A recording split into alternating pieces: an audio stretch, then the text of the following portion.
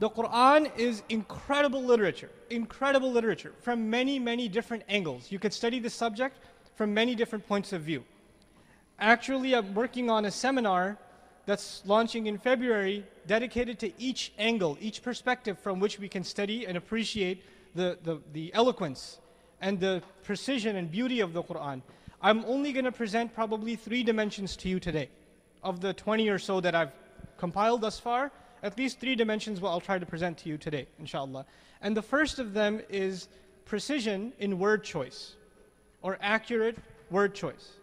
When you and I speak, we put words together, but we don't necessarily give too much thought to each and every word we say. The central, focus when we communicate isn't the words, it's the actual idea. When you sit down and write something though, then what do? You write something and you say, no, I want to edit it, I want to say it better. And you go back and you change a word or two, or you reorganize your sentence, right? So writing is way more careful than what? Than speaking. Speaking is spontaneous, it's on the spot, there's no time to edit your words, it just comes out. But writing is very well thought out, because there's an editorial process.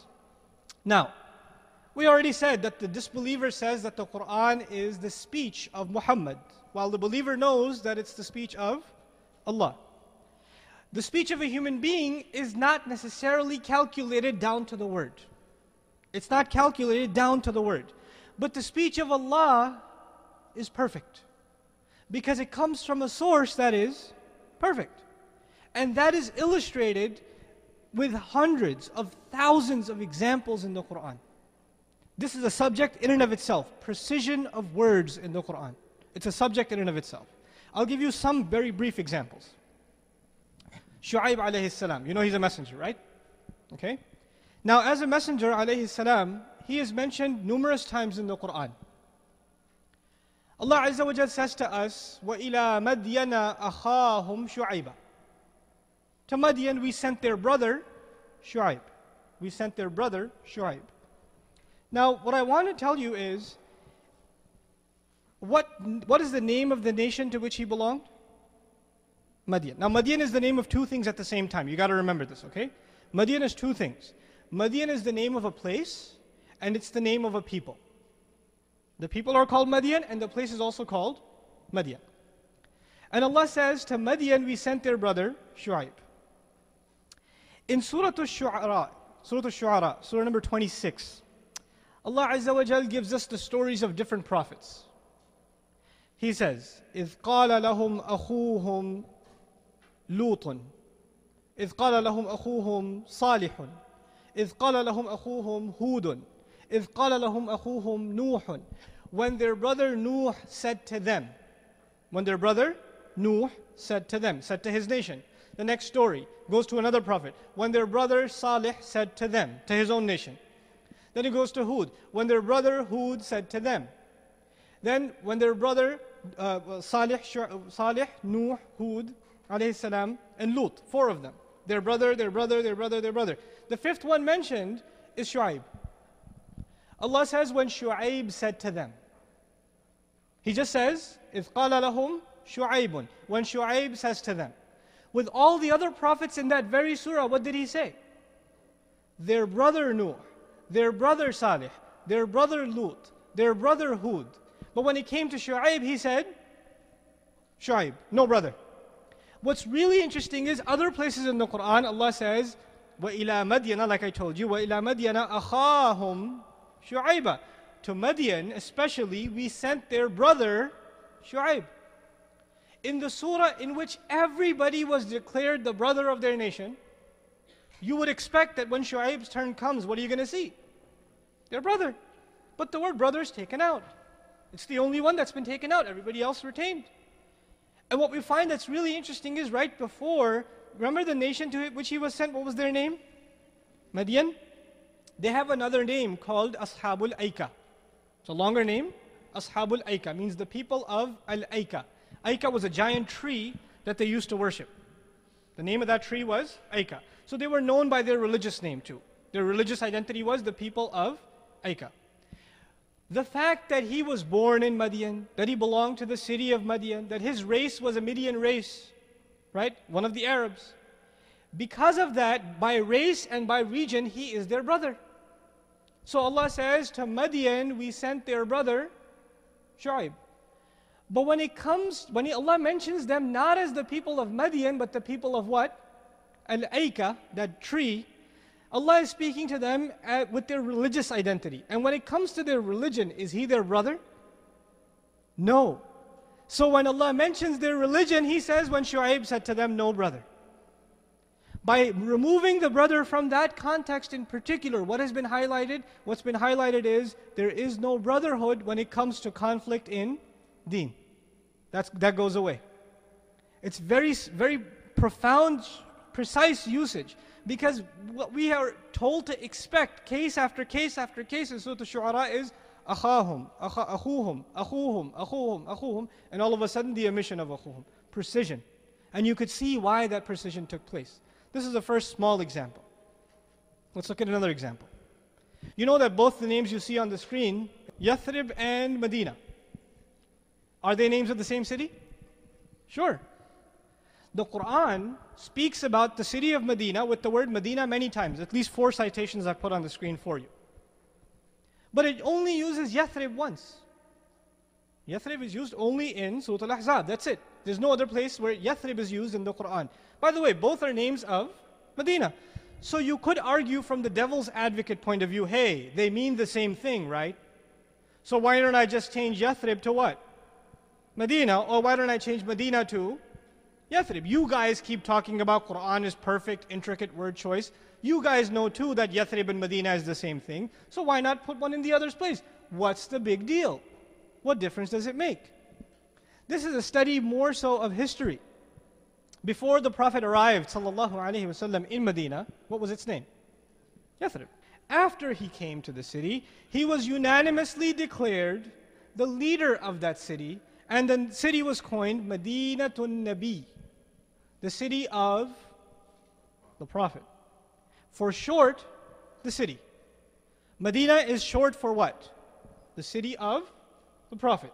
Because literally Medina means what? The city. So Medina's nickname is Medina, actually. That's the nickname. The actual name is Yathrib. Or you could think of it like this. Before the Prophet came, it was Yathrib. After he came, it is Medina. But what's interesting is Surah Al-Ahzab, Surah number 33, actually uses Medina and uses Yathrib, same surah. And what's interesting on top of that is Surah Al-Ahzab is a Madani surah. What do you know about Madani surahs? Where was the Prophet in Madani surahs? Sallallahu He was in Medina. So already the city should have been called what? Medina, but we see the word Yathrib. You see the riddle here? Right? Now here's the thing. Medina was short for Madinatun Nabi, city of the Prophet ﷺ. When Medina was surrounded by enemy forces, some Jewish tribes got together. They came and they convinced the Quraysh to come back and rally after the loss of Uhud.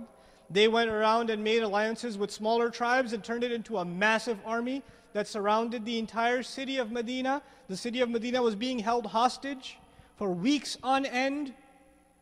This scary situation was even worsened because people on the inside, there were people on the inside that were Muslims, but some of them were only Muslim by name, and actually there wasn't really Iman in their hearts. What's that group called? The Munafiqun, the hypocrites, right?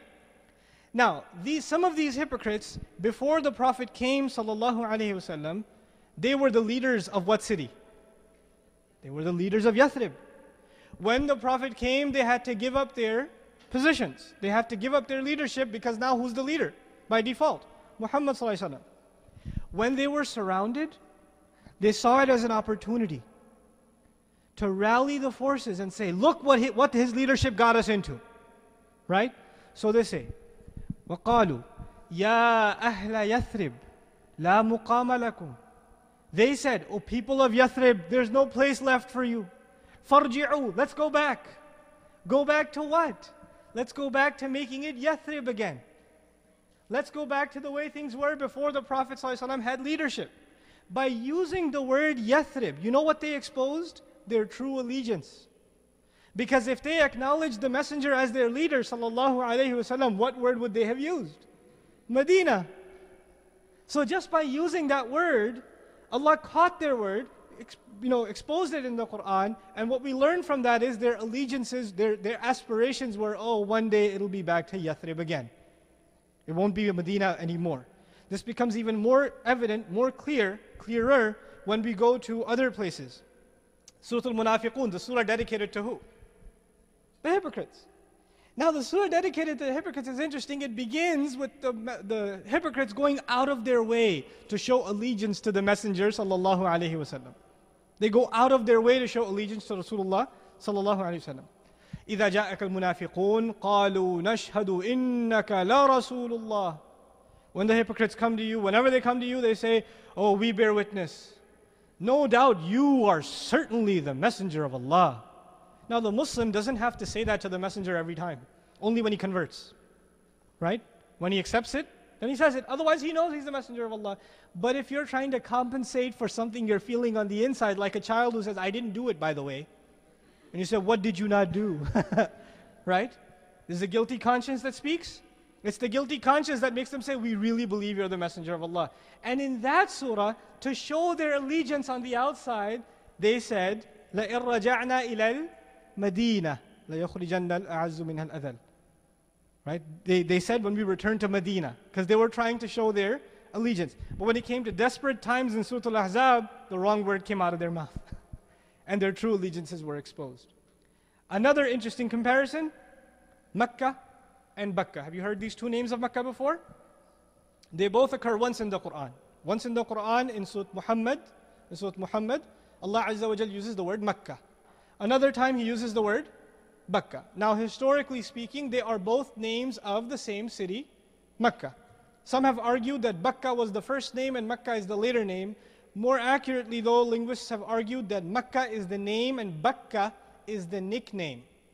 Makkah is the name and Bakka is the nickname. It comes from Bak, which is an Arabic verb. It means to be crowded. It means to have lots of crowd and, congestion of traffic. Okay? Al-izdiham in modern Arabic we use. Okay? Now, when Bakka is used in Surah Al-Imran with a ba, originating from the word crowd, the very few ayat that follow are ayat of Hajj. وَلِلَّهِ عَلَى النَّاسِ حِجُّ الْبَيْتِ. What comes with Hajj? Crowd. So what's the better word in that context? Bakka. But when there's no mention of Hajj in Surah Muhammad, you go back to normal and what word do you use? Makkah. Subhanallah. Even this small detail, you and I would say Makkah, Bakka, same thing. Interchangeable. They're the same word. But the level of precision in the Qur'an's words is unparalleled. Human beings can't think at that level when they speak.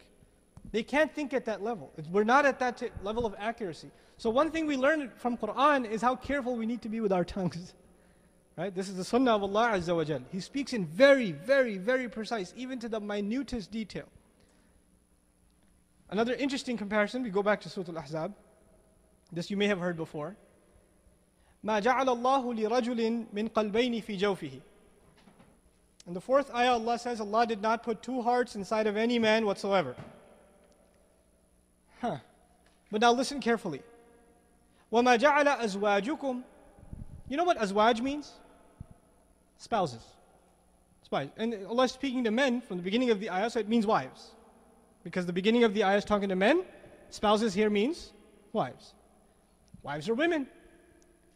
وَمَا جَعَلَ أَزْوَاجُكُمْ اللَّائِي تُظَاهِرُونَ مِنْهُنَّ أُمَّهَاتِكُمْ. You know what ummahat means? Mothers. Women, right? The rest of the ayah is dealing with women. But the beginning of the ayah, Allah says, Allah did not put two hearts inside of any man. مَا جَعَلَ اللَّهُ لِي رَجُلٍ. The ayah has men and women both in it. So I would guess we could say Allah did not put two hearts inside of any human being. Because if you say human being, who does it include? Men and women, both. But if you say man, it only includes man.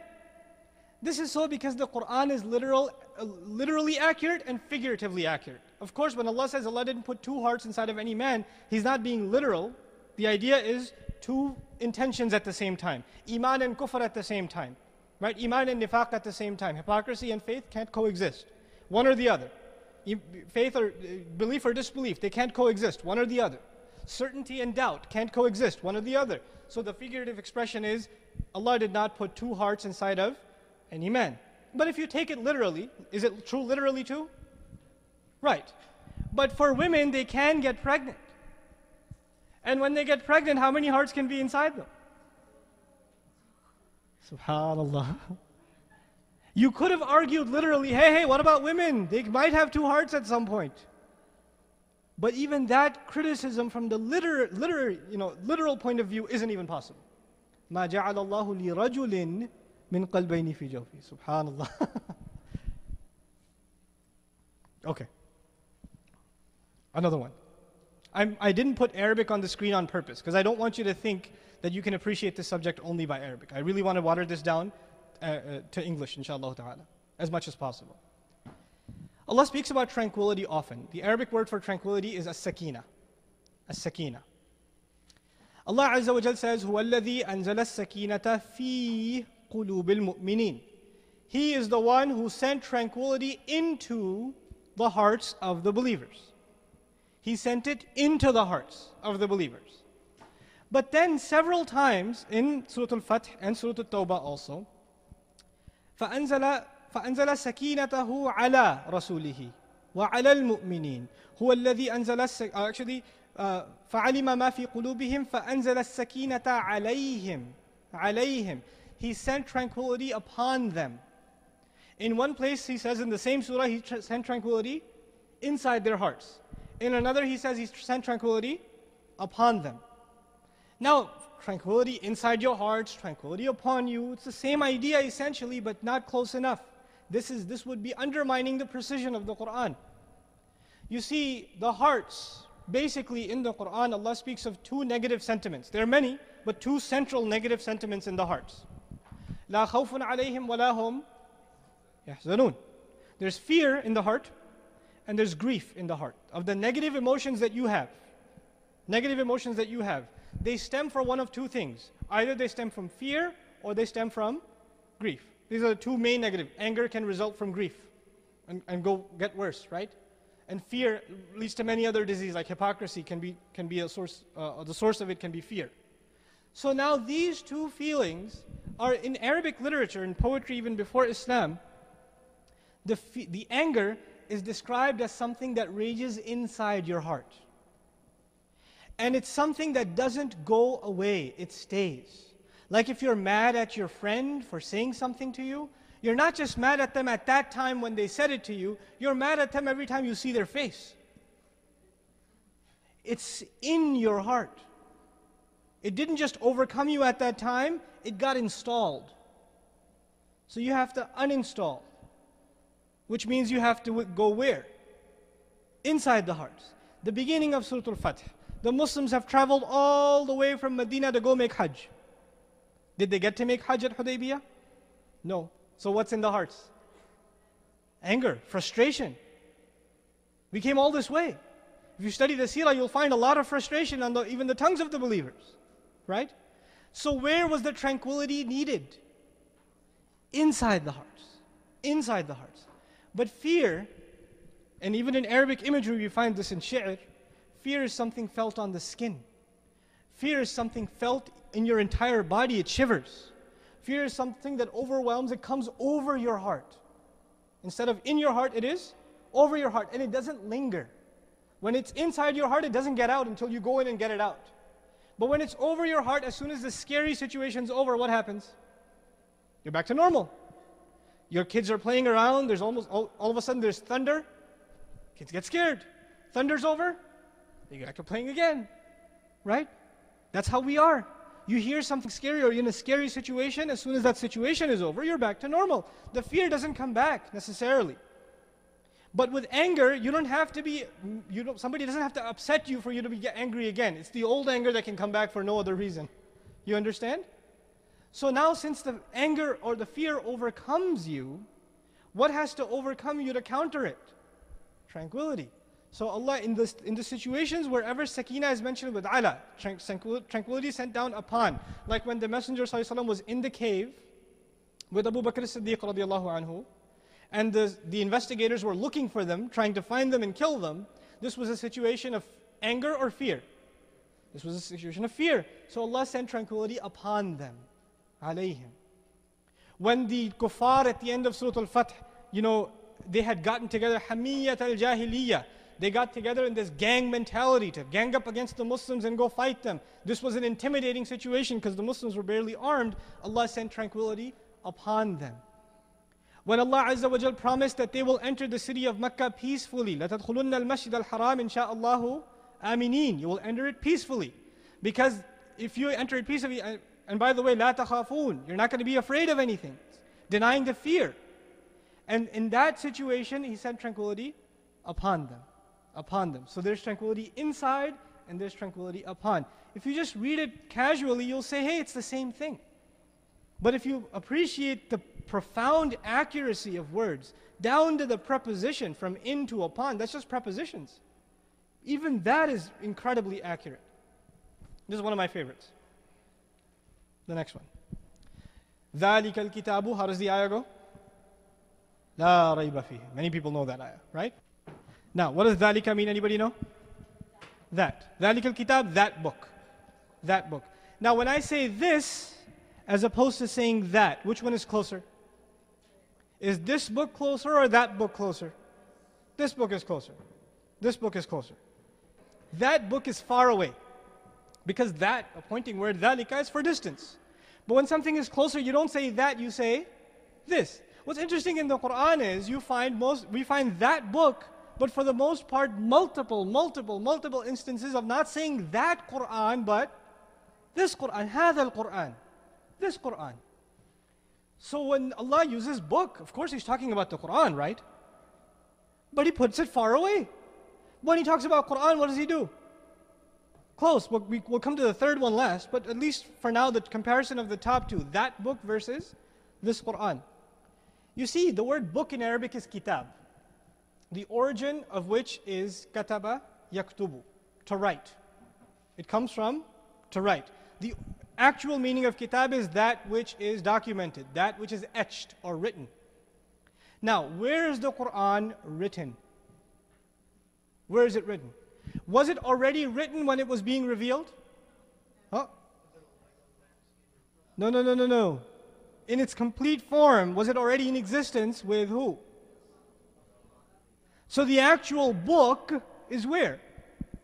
Near or far? So it's appropriate to say that book, because that's where it's written. The word book in Arabic has to do with writing. Now the word Quran comes from qara'a yaqra'u. One of the origins of Quran is qara'a yaqra'u, to recite, to read. Where is the reading taking place?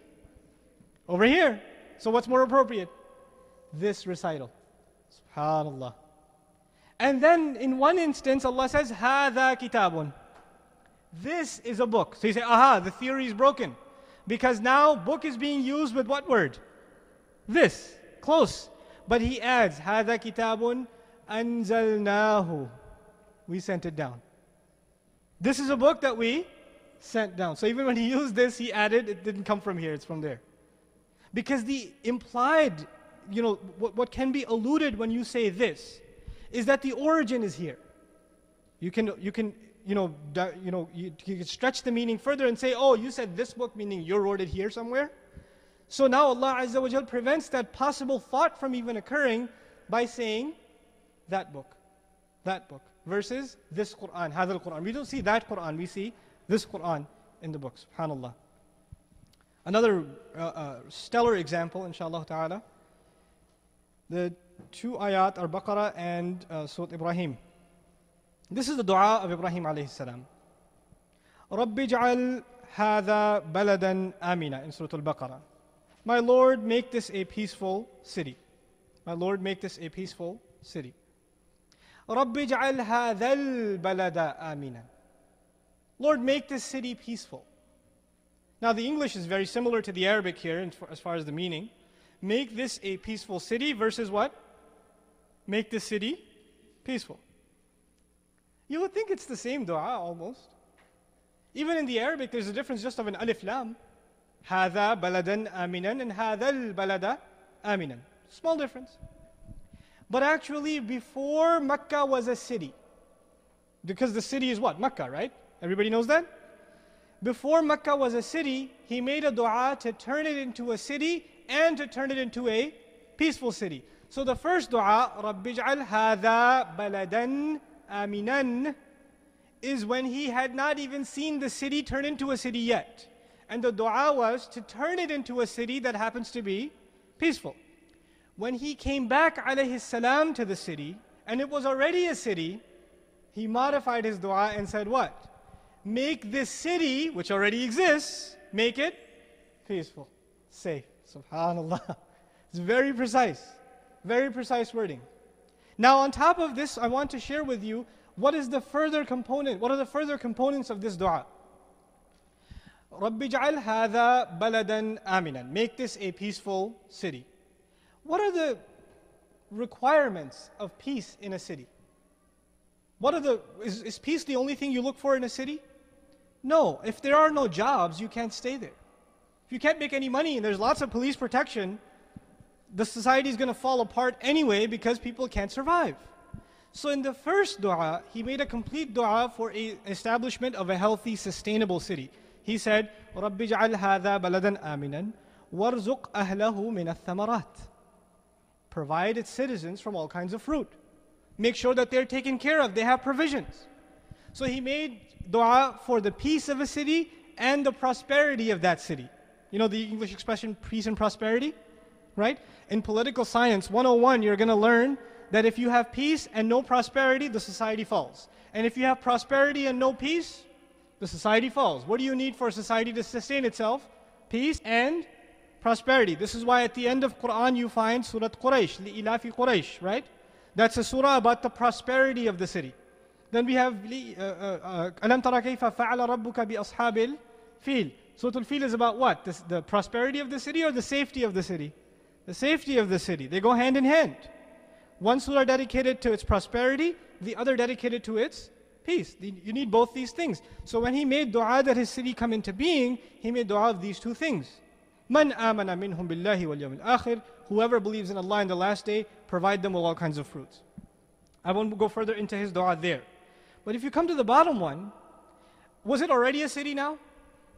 Yeah, it was already being provided for. That was taken care of. He didn't want to ask for that again because it was already there. So he asked for something else.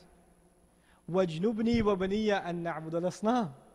Protect me and my children. Prevent us that we may end up falling into the worship of idols. Prevent us from falling into the worship of idols. Because now when a city is peaceful and it's safe, necessarily what might happen is corruption. When life is good, you tend to party.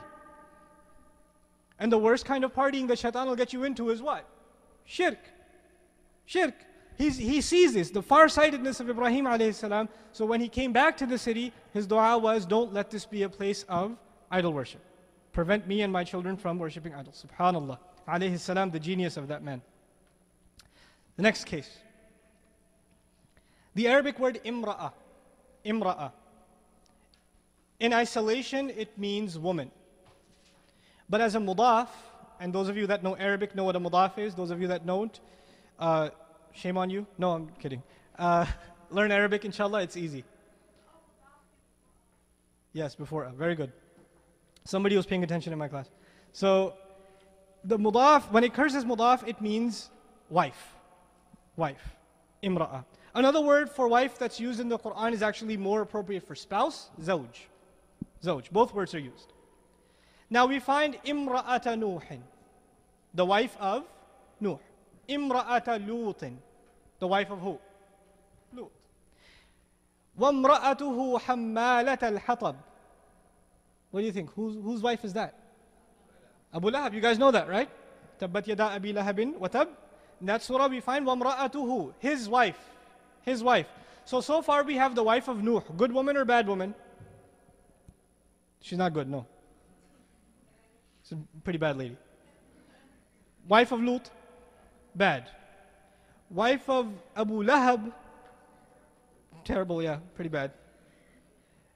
Then, imra'atuhu, for Imra'at Zakaria. Allah Azza wa Jal sends an angel to Zakaria, says, you're going to have a son, and he says, أَنَّا يَكُونُ لِي وَلَدْ وَكَانَتْ إِمْرَأَتِي أَنَّا يَكُونُ لِي غُلَامٌ وَكَانَتْ إِمْرَأَتِي عَاقِرًا. Imra'ati.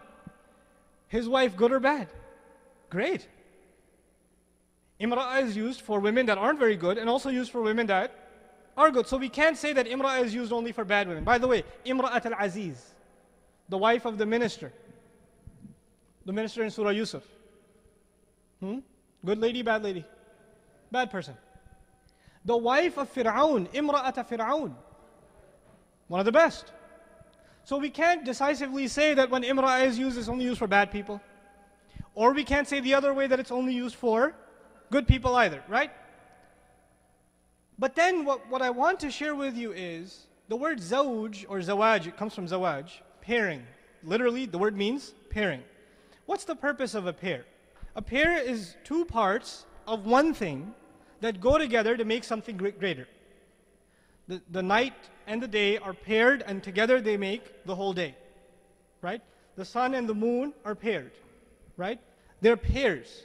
Now, similarly, man and women are also a pair. What is the purpose of the pairing of a man and a woman? What's the purpose? There are two functions mainly. The first function is the increase of good in a society. When people get married, two people get married, two less people prone to fitna at the next convention. Right? So, I'm kidding. Not you. Okay? So two less people prone to fitna. Two more families coming together. It's necessarily, whenever two people get married, it is an increase of goodness and a reduction in evil. But that goodness can only happen when the husband and wife get along. And the goals together are for goodness. Right? The second purpose of marriage is human beings won't survive unless we have children. There are only two ways to have children. The legitimate way or the illegitimate way. So the second function of marriage is obviously what? The legitimate, the appropriate way of having children. So two functions of marriage, goodness and children. This is the basic functionality of marriage. If any of these are missing, they're not called a pair in the Quran. Zawj is not used. If either of these are missing, zawj is not used. Let's go revisit these words. The wife of Nuh, was something missing? No good was coming out of that marriage. The wife of Lut, was something missing? Goodness. The wife of Abu Lahab, two negatives don't make a positive. Right? So, this is a pretty bad relationship. Even though they were very compatible. Okay? Now, the wife of Zakaria, angel comes and says, you're going to have a boy. She says, I can't. What's missing? Children are missing. Imra'a. The wife of Ibrahim, before the child came, Imra'atahu, his wife heard it, the news of a boy, and she started laughing. Right? So before the child, Imra'a. Then we find the wife of the minister, Imra'a. The wife of Fir'aun, great lady, what's missing? Goodness in the marriage. Compatibility between the husband and wife. And of course children, the issue of children too. Now, all of this, having said all of this, by the way, the Prophet's wives, our mothers, radiyallahu anhunna, all of them together are called azwaj. Because we don't separate them. We look at all of them as one. So what's the appropriate term for them? Zawj.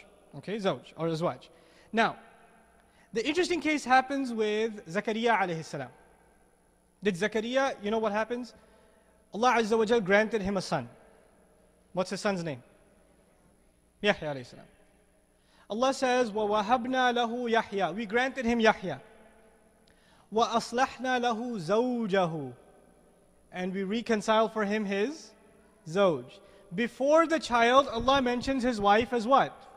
Imra'a.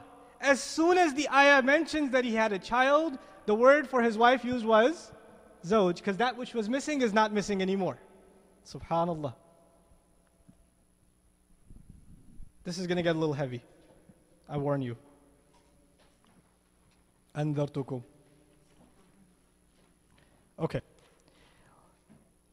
You know, there are many surahs in the Quran that have oaths. Allah Azza wa Jal swears by different things. Right? And the example I decided to share with you today has to do with Surah Al-Mursalat, Surah number 77. Traditionally, it has been held that the oath that Allah swears by something because it's very important.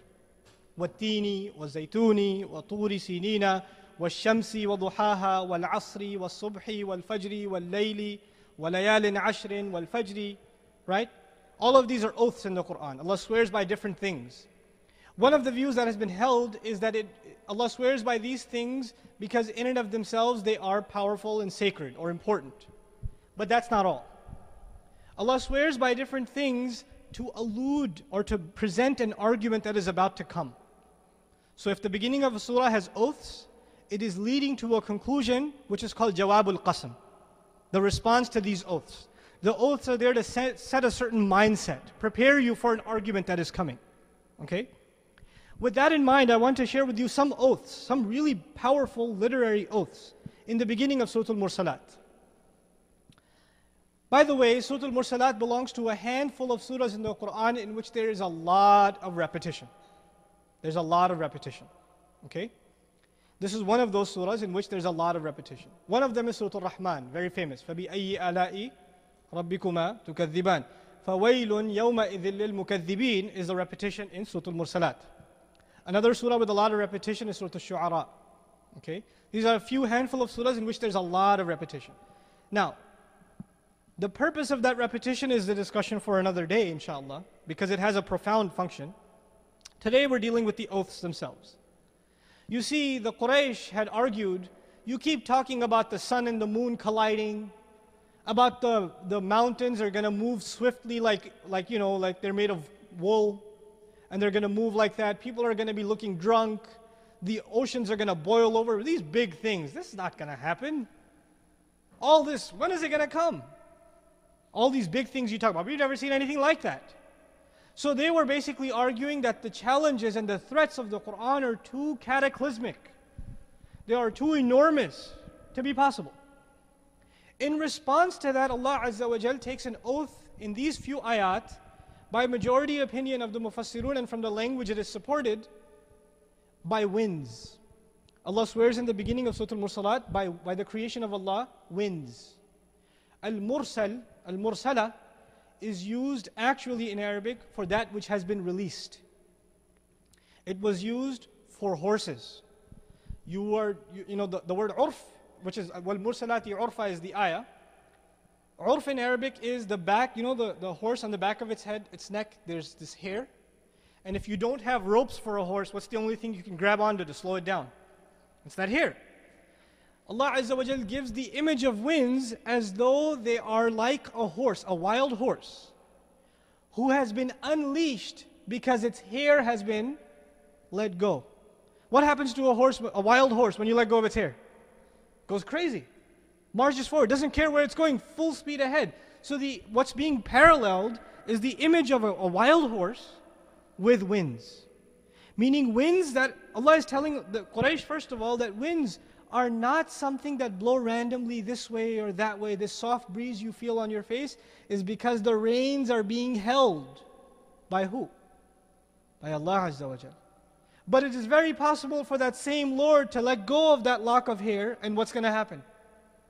They're going to turn into this wild horse, the stallion that's going to breeze through, crush through. وَالْمُرْسَلَاتِ عُرْفًا, the first one, the wild horse that has been released, released, the winds. The second, فَالْعَاصِفَاتِ. Asf in Arabic is to move in an inconsiderate fashion. What I mean by that is if I run into this thing and I don't even care it's here and I keep running over it and trample over it, I don't care what's in my way, I keep going. Okay? Like a truck that doesn't have brakes. Just crushes everything in its path, a bulldozer nowadays. The movement of the bulldozer is asf, inconsiderate, doesn't care what's in its way. It's going to go anyway. وَالْعَاصِفَاتِ عَصْفًا. These winds, Allah continues the oath. These same winds that have been unleashed, now they've become inconsiderate, merciless. They don't care what comes in the way, they just go. In 2 ayat, Allah has described winds as a source of destruction. If you guys have ever seen video footage of what happened after Ike, or what happens after a hurricane, or after a tornado, after 40 seconds that it hits a town, 40 seconds, you see what happens to those homes? Right? Allah Azza wa Jal sent winds upon a nation 7 consecutive days.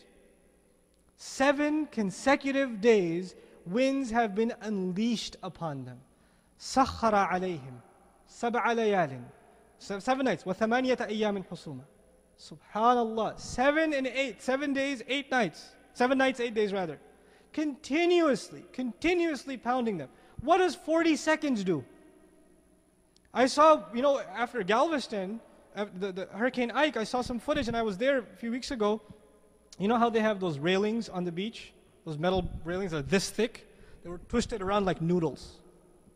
It's the craziest thing I've ever seen. Subhanallah.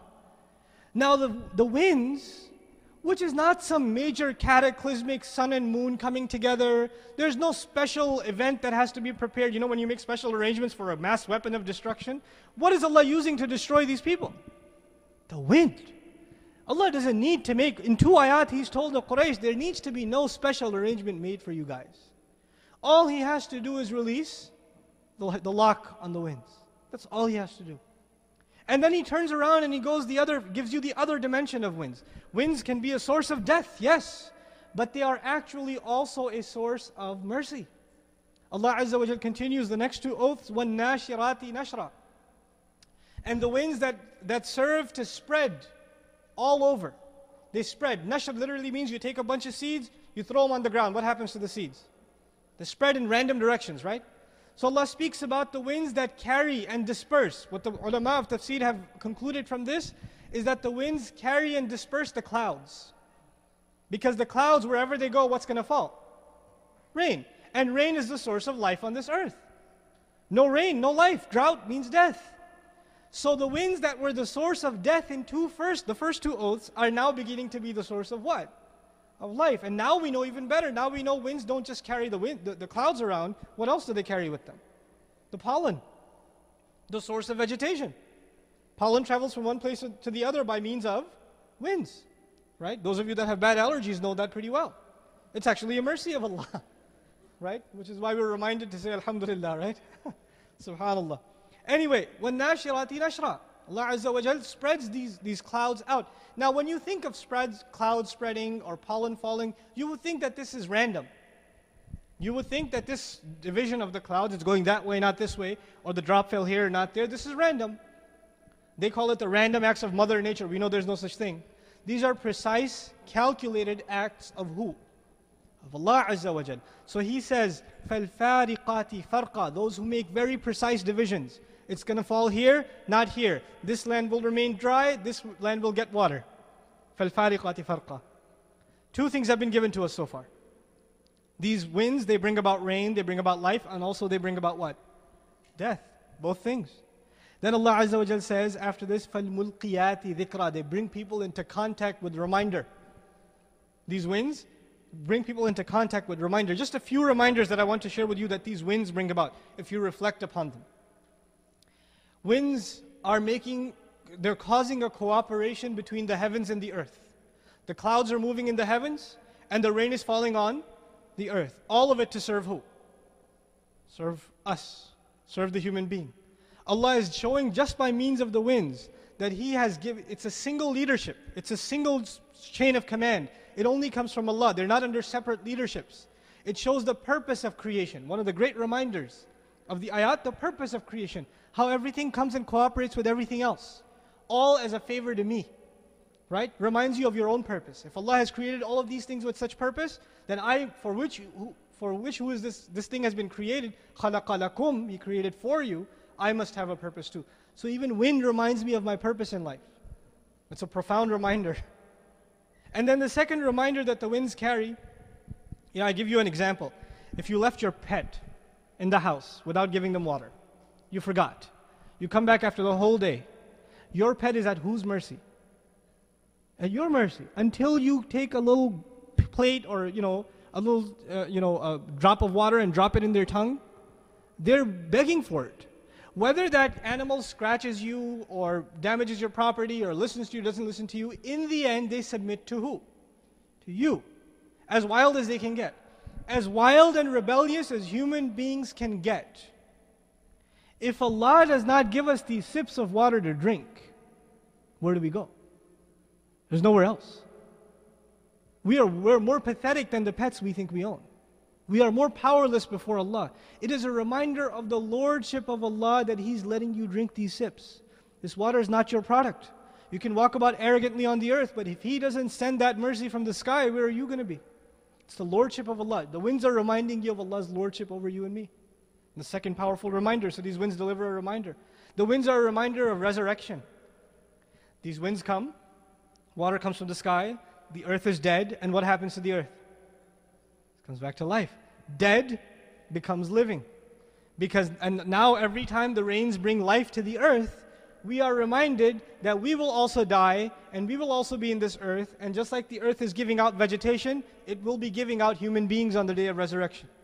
It's a reminder of resurrection. All of that reminder starts where? If you just reflect on what? The wind. Subhanallah. فَالْمُلْقِيَاتِ ذِكْرًا. And then finally, we said the wind does two things. It comes as a source of destruction or as a source of mercy, which reminds us that Allah has in place a profound system of punishment and of reward. Something that begets His wrath and other things that beget His mercy. So we are reminded not to cross certain lines and to pursue certain other things in life. We are reminded of Allah's justice. We are reminded of Allah's commandments just by the winds. And now that Allah has sent these winds and asked you to think about them in this way, and the Arab would process this, he would hear these words and he would process them immediately. The last few ayat that I want to share with you, عُذْرًا أَوْ نُذْرًا. عُذْرًا أَوْ نُذْرًا. People, all of us will feel the wind on our face. There'll be two kinds of people. People that will take the reminder and now they are warned, right? What's the other kind of person? Nothing. Nothing. They just pass, nice breeze. Right? So for the people who took the warning, the winds served as a warner. Nudra. And for the people who didn't care, now the wind is an excuse to punish them. Allah sent them a reminder and they ignored it. Now that wind has become an excuse, a means by which they should be punished. Udhr. A reason, a cause, an excuse that is now in creation that is witness against them. May Allah protect us from that. عُذْرًا أَوْ نُذْرًا. And after all these oaths, these are the oaths. These are setting the stage. This is not even the argument yet. This is just preparing you for the argument. What's the actual point? إِنَّمَا تُوعَدُونَ لَوَاقِعٌ. What you have been promised is no doubt going to become certainty. It is going to happen. You have been promised something, it is bound to occur. Either just like these winds that deliver Allah's mercy or Allah's wrath, you will be the recipient one day of Allah's extreme mercy or Allah's extreme wrath. It is bound to happen. Oaths in the Quran are a profound literary masterpiece in and of themselves. Each one of them. The surahs that begin with oaths demand special study, just in and of themselves. Right? And they're not all structured in the same way. It's an intricate study that a lot of our ulama went into. Dialogue in the Quran. I'm going to sound a little blasphemous to you guys, I'm sorry. It's just a thing with being a teacher. You do whatever you can to get the point across. Okay, I'm not much of a speaker, I try to turn more into a teacher or a tutor. Anybody here ever see Finding Nemo? Okay, if you haven't seen it, go see it. It's a great movie, no bad language, and there's only one bad thing in it. The Nemo says, "I hate you" to his dad at one line, and pays for it the whole movie. So that's good. Other than that, yeah, usually even children's films have filth in them. So yeah, but anyway, it's a decent movie. Anyway, the reason I brought it up, and it's going to tie into what I'm about to share with you, there's this one scene in the movie that I'd like you to recall. And this one scene, Nemo's dad, what was his name, Marlin? Right? Nemo's dad, yeah, so sisters like this a lot, yeah. So, Marlin is all depressed. He's sitting on the back of this turtle named Crush. And he's all sad. And these little mini turtles come and say what happened. And he says, "I don't want to talk about it." And then they get him to tell his story. And they all listen very carefully. Right? Now, the way that the movie is filmed, it's animated, the fish is telling his story to turtles. But they don't show him tell the entire story. You know what they do? They cut it out, and all of a sudden those turtles are talking to some other fish. And then those fish are talking to some other fish. And those fish are talking to some birds. And those birds are talking to other birds. And they cut until the story gets to Nemo. But they didn't show it that the whole story was told from A to B. Then B narrated the whole story to C. And C narrated the whole story to D. They didn't have to waste time in the repetition. They just transfused from one scene to the other. You know what I'm talking about? Right? Now this is a technique in modern film. Right? Where you go from one scene to the next. And you sort of, the audience is expected to know what happened in between the lines. It's self-explanatory that everybody communicated the story further down the line. It's self-explanatory. This is a technique in modern film, but it's actually used a lot in the Quran. Transition. Iltifat. It's very dominant feature of the Quran. I only brought it to you from Finding Nemo because I hope you've seen Finding Nemo and you know what transition is then. But I want to share an example of alluding to this dialogue. One of my favorite dialogues in the Quran. وَإِذْ نَادَى رَبُّكَ مُوسَى. When your Lord called on Musa, أَنِ ائْتِ الْقَوْمَ الظَّالِمِينَ. Go to the wrongful nation. Go to the wrongful nation. The Lord called on Musa, go where? The wrongful nation. قَوْمَ فِرْعَوْنَ, specifically the nation of who? Fir'aun. أَلَا يَتَّقُونَ. Don't they have any taqwa? Don't they have any consciousness of no fear of Allah? Now Musa responds, alayhi salam. قال, he said, رَبِّ إِنِّي أَخَافُ أَن يُكَذِّبُونَ. My Lord, there's no doubt I'm afraid that they're going to lie against me. A few lines down we will find he is afraid, he says, I'm afraid that they are going to kill me. But the first fear he tells Allah is what? I'm afraid they're going to lie against me. What this tells us is something profound. Musa alayhi salam is not cared about life and death. He's not concerned about life and death. That's not what he cares about. What he cares about is this mission that Allah has given him.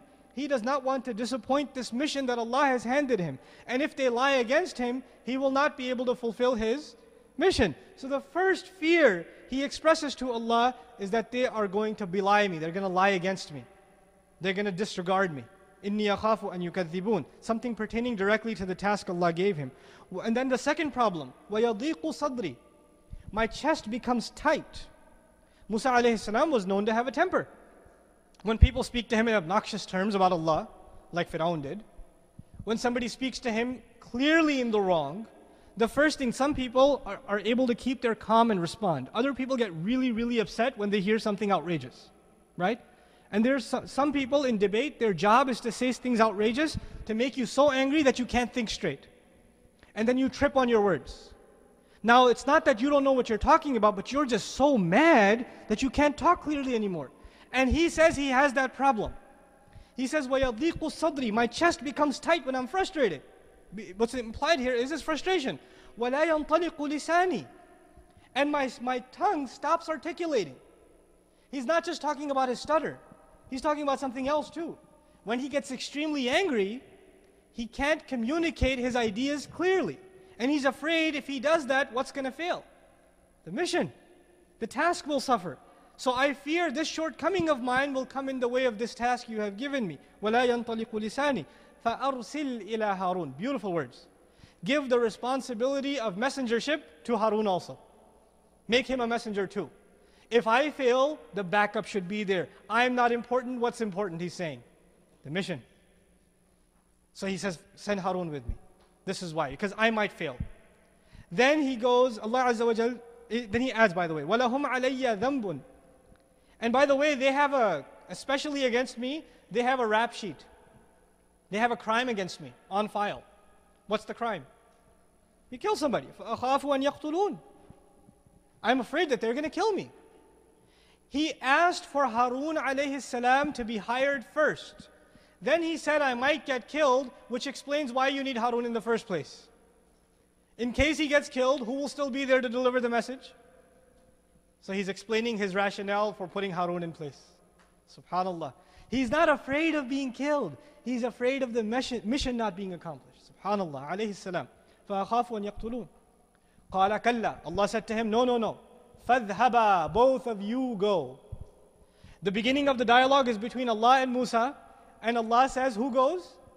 Both of you. What is already understood? He granted the dua. Both of you go. فَاذْهَبَا بِآيَاتِنَا. Go with our signs, our miraculous signs. Then he says, إِنَّا مَعَكُمْ مُسْتَمِعُونَ. we are going to be listening to you. We are going to be in the listening audience among you. Allah says about Himself. Now the thing is, Allah could have said, we're going to be watching you. Right? He could have said, we're going to be watching you. You can watch someone from a distance. But to listen to someone, where do you have to be? Allah is showing His ma'iyyah, His closeness.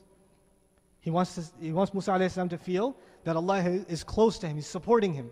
So we're listening to him. Allah says we're going to be listening. Also, Allah has given us another lesson here. Allah says we're going to be listening carefully to what? The dialogue that takes place between you and who? Fir'aun. So if Allah says He will be listening carefully, what should we be doing? Listen carefully. This dialogue has a lot to offer. That's why we should be listening carefully. فَأْتِيَا فِرْعَوْنَ. Then now watch the transition. فَأْتِيَا فِرْعَوْنَ. Both of you then go to Fir'aun.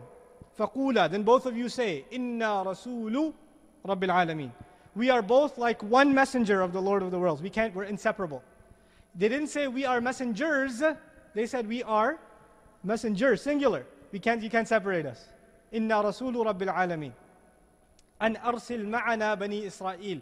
The first thing they're supposed to say, we are the messenger of the Lord of the worlds. The second thing they're supposed to say is, deliver with us Bani Israel.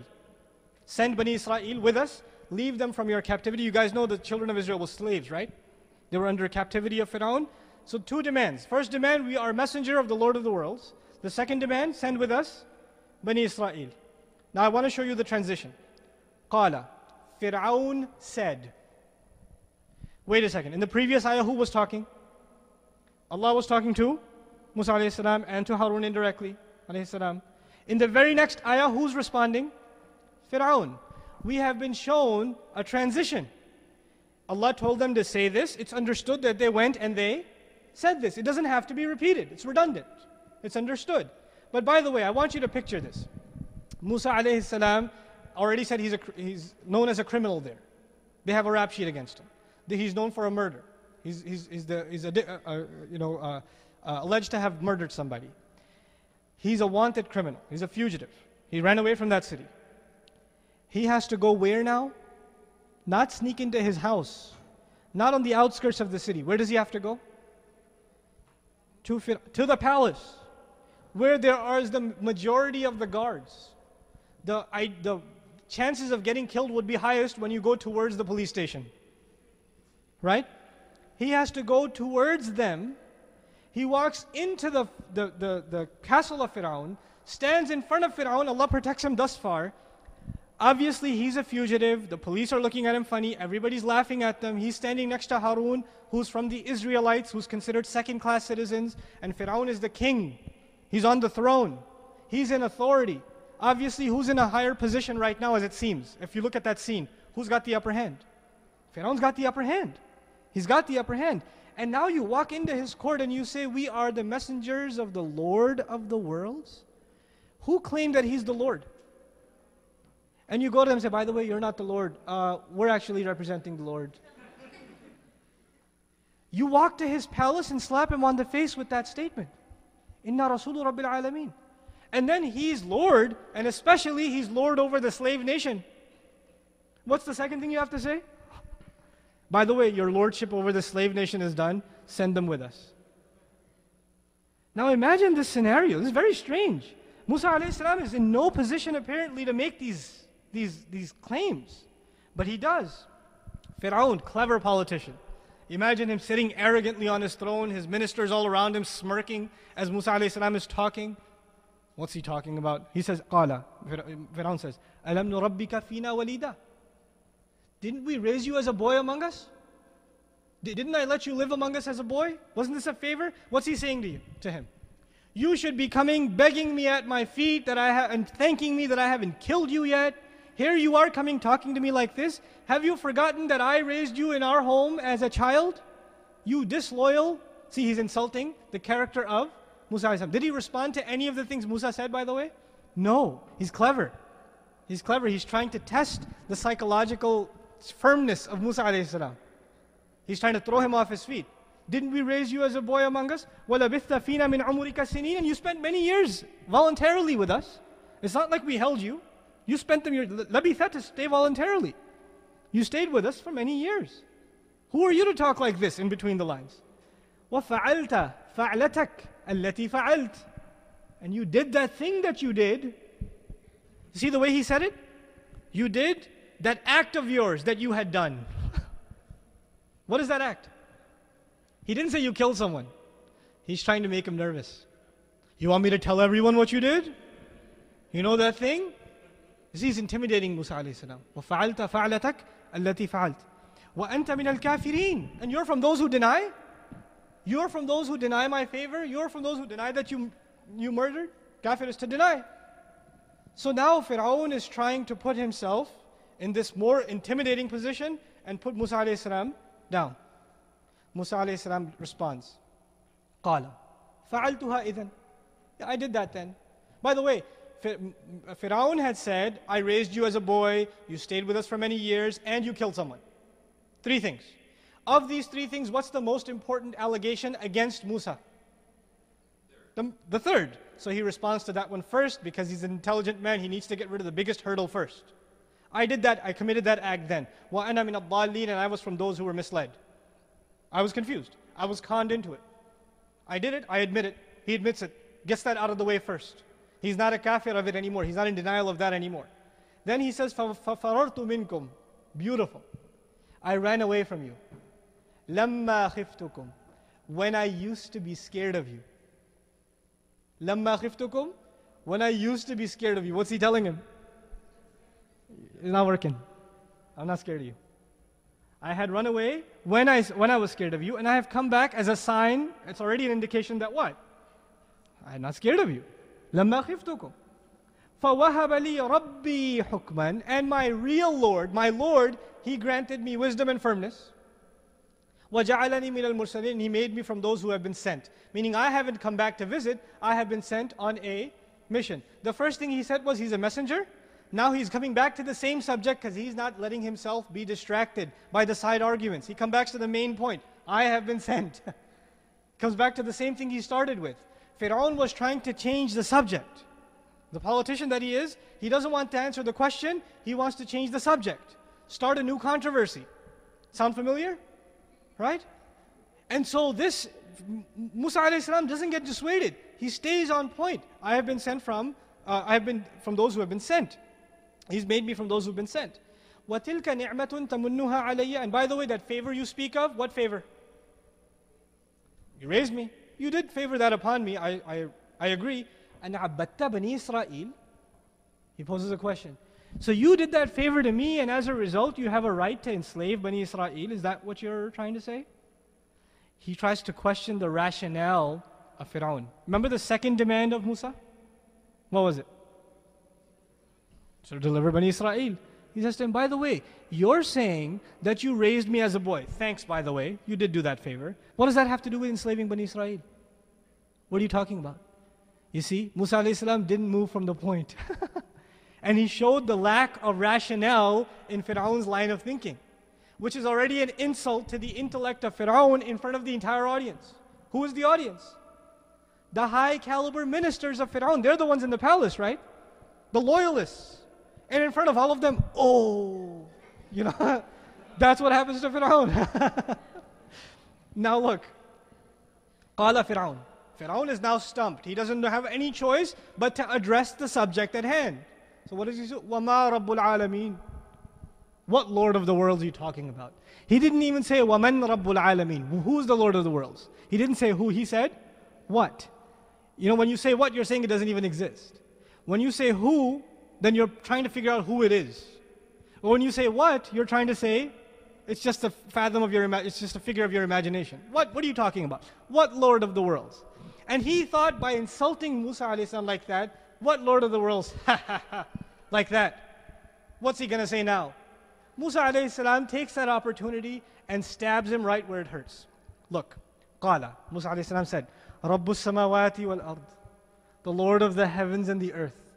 By the way, the pharaohs used to worship the sun, which is where? In the sky. He's the Lord, and he claims that the sun is the Lord. That's what they claimed. So Musa tells him, by the way, he's not just your Lord. By the way, he's Lord of what? The heavens. And you're the king on the earth. He's the Lord of the earth too. رَبُّ السَّمَاوَاتِ وَالْأَرْضِ وَمَا بَيْنَهُمَا, and everything in between. Subhanallah. رَبُّ السَّمَاوَاتِ وَالْأَرْضِ وَمَا بَيْنَهُمَا إِن كُنْتُمْ مُوقِنِينَ. He didn't say in kunta muqinan. He didn't say if you are seeking conviction. You know what he did? He said, you're useless. I don't even want to talk to you. I've already beat you. I'm going to talk to the rest of your crew here. So he says, the Lord of the heavens and the earth and everything in between, if all of you are seeking to be convinced. He turned away from Musa, from Fir'aun. He turned to them. Kuntum is plural. He turned to them. Again, another slap on Fir'aun's face, because now Musa is like, I don't have to talk to you. You're worth it. You're not worth it. In kuntum muqinin. Now look. قَالَ لِمَنْ حَوْلَهُ. Fir'aun now listens, all of these people around him are being stunned by Musa alayhi salam. Fir'aun's getting nervous. So what does he say? He says to those who were around him, قَالَ لِمَنْ حَوْلَهُ أَلَا تَسْتَمِعُونَ. Are you not listening carefully enough to what he's saying? Do you realize what he's saying? Meaning he's saying, listening to him is an insult to me. You are being disloyal to the kingship. Do you realize that? So he's trying to alert his people to stay under his rank by scaring them first. The first tactic was fear. أَلَا تَسْتَمِعُونَ. Musa alayhi salam says, well, he's getting nervous, might as well take an advantage of this opportunity some more. قَالَ رَبُّكُمْ وَرَبُّ آبَائِكُمْ الْأَوَّلِينَ. Not just your Lord, all of you, but the Lord of your ancient forefathers who you believe were gods too. He's their Lord too. He's not talking to Fir'aun right now, he's talking to the audience. رَبُّكُمْ وَرَبُّ آبَائِكُمُ الْأَوَّلِينَ. First he was the Lord of the heavens and the earth and everything in between. Now he brings it home, even your Lord. Not just the skies and the earth, your Lord too. And the Lord of your forefathers. Now they're really like, they can't stop but listen to Musa alayhi salam. They're stunned by him. So what does Fir'aun do? Now he's getting desperate. By the way, when I started this dialogue, Fir'aun was up here and Musa was down here. Have you noticed the shift? Fir'aun is getting nervous. The people are listening to Musa alayhi salam. There's a shift in the balance of dialogue power. This dialogue is changing momentum. And now look, Fir'aun gets frustrated. He says, قَالَ إِنَّ رَسُولَكُمْ الَّذِي أُرْسِلَ إِلَيْكُمْ لَمَجْنُونَ. He said, this messenger of yours, by the way, he didn't say the messenger, he said this messenger of yours. Meaning, it illustrates that the people were actually listening carefully, so much so that Fir'aun had to say, your messenger. He didn't just say this man, he said, Rasulakum, your messenger. You're listening to him like he's your messenger. By the way, this messenger that has been sent to you, Ursila ilaykum, was he sent to them or to Fir'aun first? He was sent to Fir'aun. But Fir'aun doesn't want to accept that. So he directs it, he was sent to you guys. La Majnoon, he's insane. He's crazy. Now watch this carefully. The first attack on the personality of Musa was loyalty. We raised you as a boy. The second attack was the crime, right? His track record. The third attack is his sanity. He's insane. La Majnoon. Now watch. قال رب المشرق والمغرب وما بينهما إن كنتم تعقلون. Musa doesn't stop. He doesn't have to respond, no, I'm not crazy. He says, I'm going to stay on point and let him stumble. Let him trip over himself. Musa says, the Lord of the east and the west. And then he says, وَمَا بَيْنَهُمَا, whatever's in between the east and the west. If all of you are really thinking about it, if you are seeking to apply your intellects, then what I'm telling you is very convincing. Now he is upset because the people have shifted their attention from Fir'aun to who? To Musa. And this is his cabinet. This is his administration. So he is so upset, he says, قَالَ, he says to Musa, لَإِنِ اتَّخَذْتَ إِلَهًا غَيْرِي, if you dare take anyone worthy of worship except me, لَأَجْعَلَنَّكَ مِنَ الْمَسْجُونِينَ, there's no doubt about it, I will make you from those who have been imprisoned. Meaning, people have already been imprisoned for showing disloyalty, and I will consider this an act of treason, and I will put you in prison. When do you threaten someone? When you can't beat them in argument, then you try to overpower them with your muscle. So the fact that he threatened Musa alayhi salam with prison was in and of itself a proof that he has lost the debate. That was already a proof that he's lost. Because if he hadn't lost, he would have more arguments. This is not an argument, this is just a threat. No answer. He's got no answer, he's been stumped already. Now Musa alayhi salam responds, قَالَ أَوَلَوْ جِئْتُكَ بِشَيْءٍ مُبِينٍ. Okay, I'll be imprisoned even if I bring you a clear proof for what I'm talking about. Let's stay on the ideas. Instead of turning to your threats, you want to deal with this matter? Let's get it over with. Maybe I don't have anything to show you. Even if I bring you something clear, a clarifying evidence. Now Fir'aun is, everybody's like, what's he going to do? Musa alayhi salam challenged him. He's going to back down from the challenge? Then obviously who won? Musa. And everybody will be talking afterwards, oh my God, Fir'aun really got it today. I can't let that happen, Fir'aun says. I got to take him on. I don't have a choice. He's been backed into a corner. So he says, fine. قَالَ فَأْتِ بِهَا. Go ahead, bring it if you're from the truthful. He's nervous now. And now Musa alayhi salam brings what? His asa, his staff. It turns into a snake. He takes his hand out and it's white. And as he's watching that, now you're thinking of what can I do to make people not look at that. The words were amazing enough and now they see this. What's the best way to stop this from going on? What did he say? He says, قَالَ لِلْمَلَئِ حَوْلَهُ. But before it was لِمَنْ حَوْلَهُ, by the way. He spoke to whoever was around him. Now it says he spoke to the chiefs around him. Because what must he have noticed? The chiefs were impressed. And if the chiefs are impressed, there can be a coup. You know that, right? When the generals are turning, then there can be a change. So you got to keep your generals close. So he says, وَقَالَ لِلْمَلَئِ حَوْلَهُ إِنَّ هَذَا لَسَاحِرٌ عَلِيمٌ. This is a knowledgeable magician. How can he be crazy and a knowledgeable magician at the same time? Either you're a PhD in physics or you are in the psych ward. You can't be both. In the same dialogue, he started first by saying what? He's crazy. Then that didn't work. Let's come up with something new. And what's the new one? He's a very good magician. SubhanAllah. He actually disproved his own self. The people around him are very smart. They know that he's already changed the story a few times. Which means he's desperate to find something to defeat what he sees that cannot be defeated. It can't be defeated, so he's desperate to come up with new stuff. يُرِيدُ أَن يُخْرِجَكُم, and this is where we'll end inshallah. يُرِيدُ أَن يُخْرِجَكُم مِّنْ أَرْضِكُم بِسِحْرِهِ. He intends to get you out of your land by means of his magic. He is a threat to national security. If you listen to him, you will all be deported. What did he just use? First he tried to intimidate Musa alayhi salam. First he tried to insult him, then to intimidate him, then to accuse him, then to character assassinate him by calling him insane. Then, when none of that worked, I can't scare him anymore. Well, who should I scare now? The people. If I can't scare him, let me scare them into believing that if they follow him, what's going to happen? They'll all be kicked out of their land. Did he say anything about leaving the land? Or kicking people out of their land? He wants to leave the land with who? With Bani Israel. He said no such thing. But as a political leader, the smart thing is to rally people on your cause, whether it's right or not. The best glue that will bring people together is fear against an enemy. That's the best glue. So Fir'aun realizes that's the only thing I got left. So the only attack this time is actually not an attack on Musa directly alayhi salam, but it's actually a means to unify his people, to bring them, rally the troops again. يُرِيدُ أَن يُخْرِجَكُم مِّنْ أَرْضِكُم بِسِحْرِهِ. He wants to get you out of your land by his magic. And by the way, who commands in Egypt? Who had the command?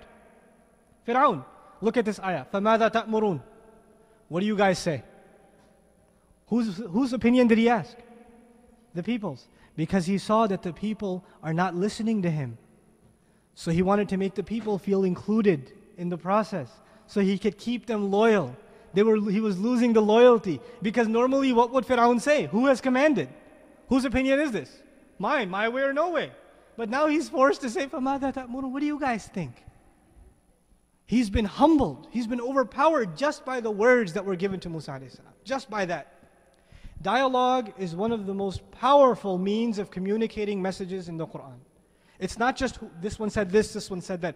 Every piece of the dialogue, as I tried to illustrate to you, has powerful implications that are very difficult to communicate in paragraphs. I have to stop at every line and give you 6, 7, 8 lines, 2, 3 minutes.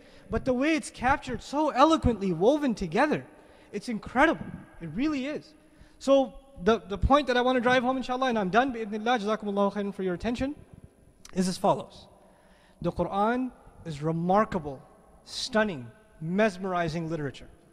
You have never read anything in your life that will come close to having the impact, not just from the religious point of view, but even from the psychological point of view.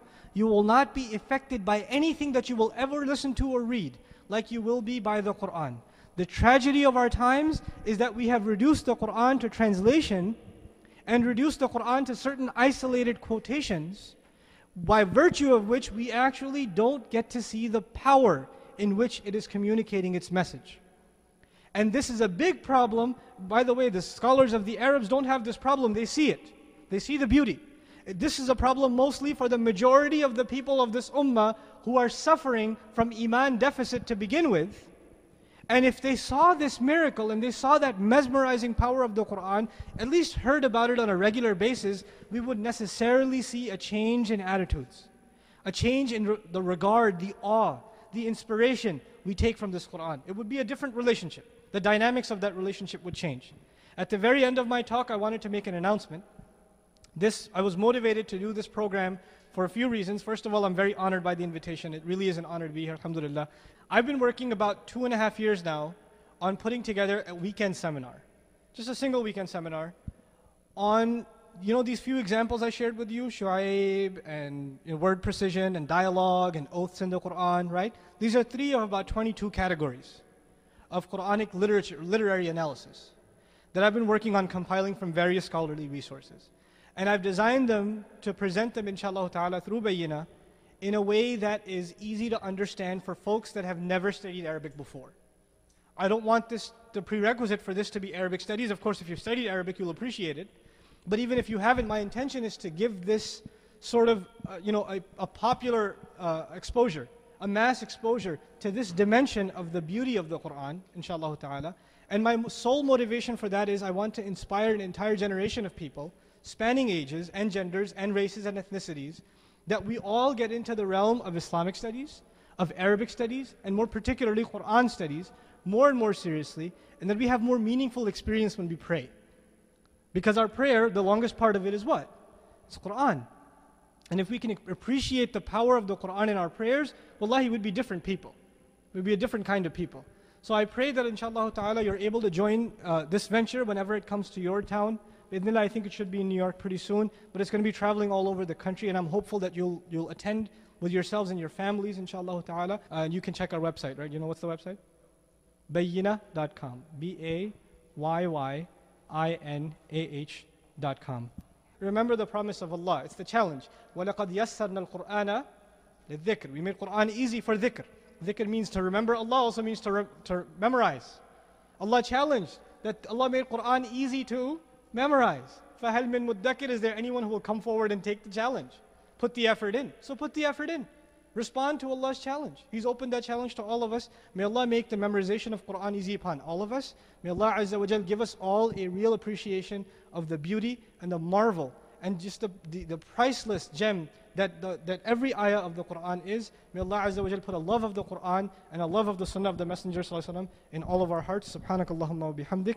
Nashhadu an la ilaha illa anta. Nastaghfiruka wa natubu ilayk. Wassalamu alaikum wa rahmatullahi wa barakatuh.